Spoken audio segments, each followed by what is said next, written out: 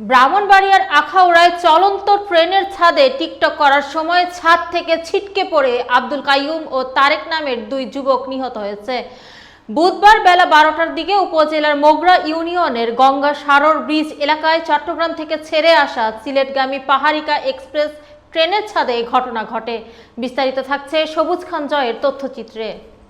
নিহত কাইয়ুম কুমিল্লা জেলার দেবিদ্বার এলাকার করিম মিয়ার ছেলে ও তারেক কসবার। তবে এই ঘটনায় আরও দুইজন আহত হয়েছে। আহতদের উদ্ধার করে চিকিৎসার জন্য হাসপাতালে পাঠানো হয়েছে। আহতদের নাম পরিচয় জানাতে পারেনি পুলিশ। স্থানীয় লোকজন জানায়, ট্রেনটি গঙ্গাসাগর ব্রিজ এলাকা অতিক্রম করার সময় ট্রেনের ছাদে ওই 4 যুবক টিকটক করছিল। ব্রিজের উপরে থাকা তারের সাথে জড়িয়ে ছিটকে ব্রিজের নিচে পড়ে যায়। এতে ঘটনাস্থলেই আব্দুল কাইয়ুম মারা যায়। আহত 3 জনকে উদ্ধার করে হাসপাতালে নেওয়ার পথে তারেকও মারা যায়।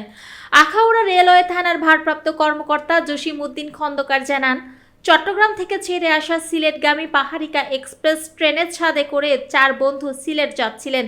প্রত্যক্ষদর্শীরা জানিয়েছে, টিকটক করতে গিয়ে ওই 4 যুবক ছিটকে পড়ে এই হতাহতের ঘটনা ঘটে। নিহতদের পরিবারকে খবর দেওয়া হয়েছে। এই ঘটনায় আইনগত ব্যবস্থা প্রক্রিয়াধীন।